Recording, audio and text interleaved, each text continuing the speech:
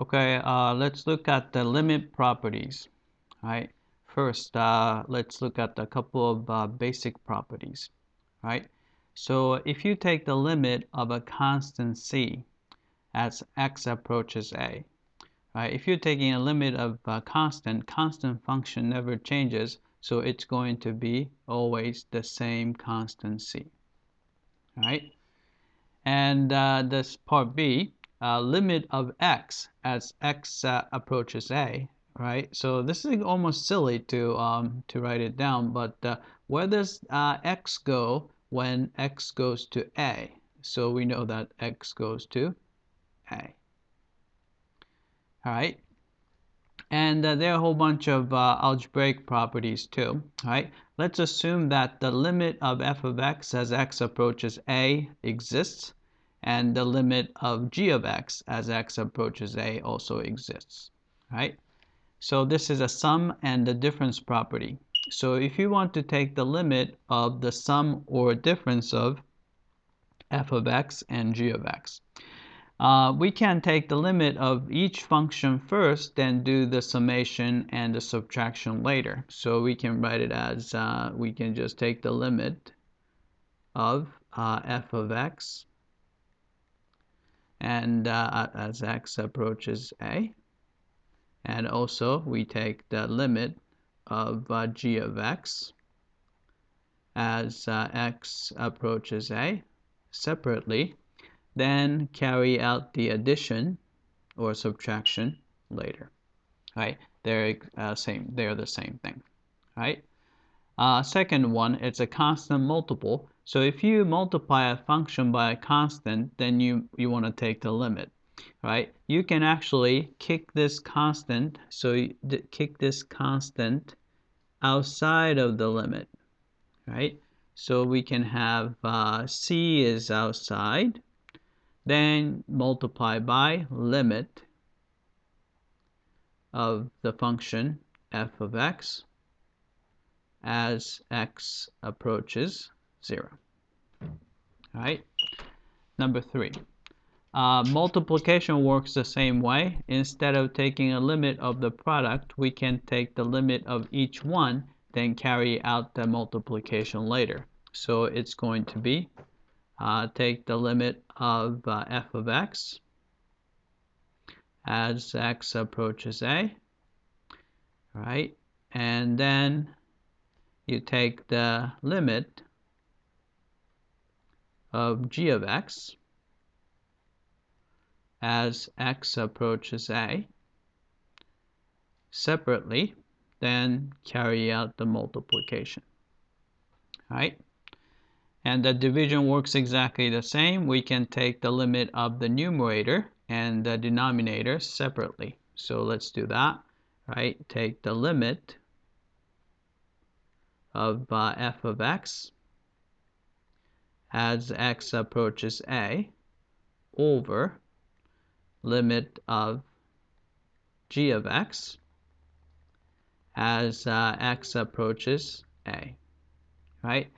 But there's only a problem because limit of g could be 0, so we want to avoid that case. So make sure, so I'll just put disclaimer, if limit of g of x as x approaches a is not equal to 0.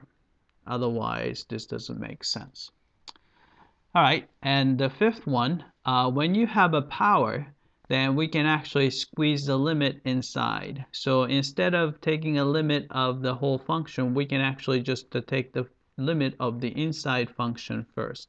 So we take the limit of the inside function, so f of x, as x approaches a.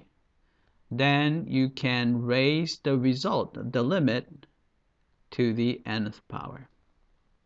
Right? And nth root works pretty much the same way. You can squeeze this limit inside. So we can take the limit of f of x as x approaches a. Then you take the nth root of the limit. All right? And again, this says there's a problem when you have, say, when n is even, then you have a negative value. That'll be a problem. For example, square root of -3 or something like that. So we have to make sure that the if n is even, then make sure that the limit, so basically the expression inside, has to be positive. All right? So those are the properties. All right? So let's use these properties to evaluate these limits algebraically. All right? So first one, limit of square root of 4x squared plus 3 as x approaches -1. All right? So first step. So you have a square root here, so we can squeeze the limit inside. So this is going to be equal to, right? So we can just take the limit of quantity 4x squared plus 3. Then as x approaches -1, then after that we can just take the square root of the limit. Right? This comes from the last property, number 6. So this is by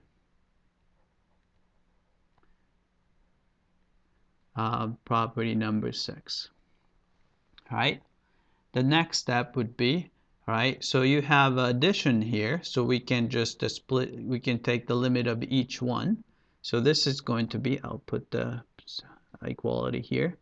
So square root is still there. So we need to take the limit of 4x squared as x approaches -1. And then we need to take the limit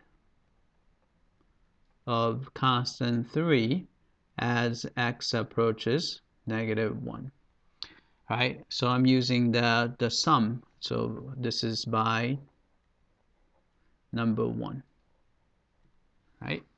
All right, maybe I'll put this over here. So by number 1.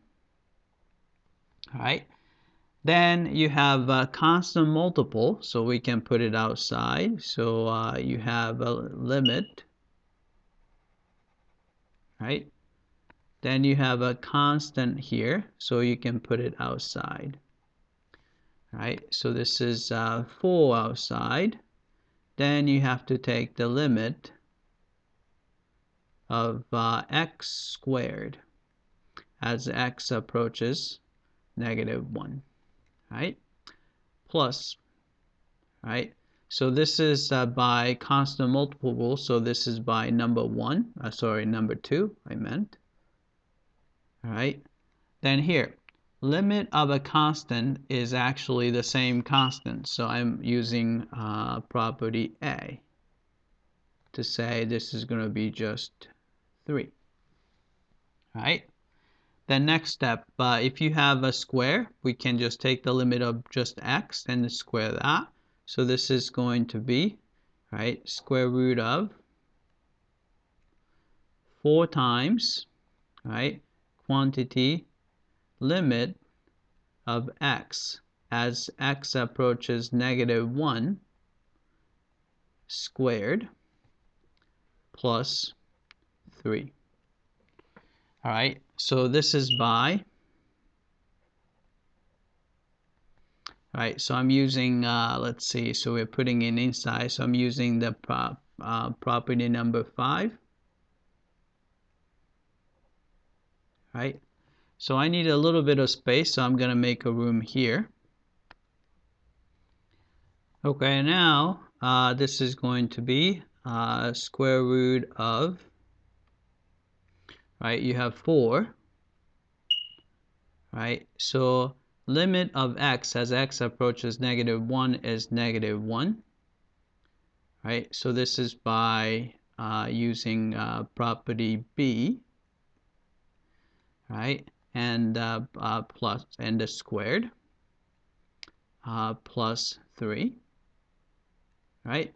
And after that, this is going to be just algebra, so this is going to be equal to, right, 4 times negative 1 squared is 1, so 4 plus 3 is square root of 7, right? So the limit came out to be square root of 7, right? That's that. All right. So this is how you use limit properties to evaluate the given limit algebraically without looking at the graph or anything like that. All right. That's it. I hope that this was clear.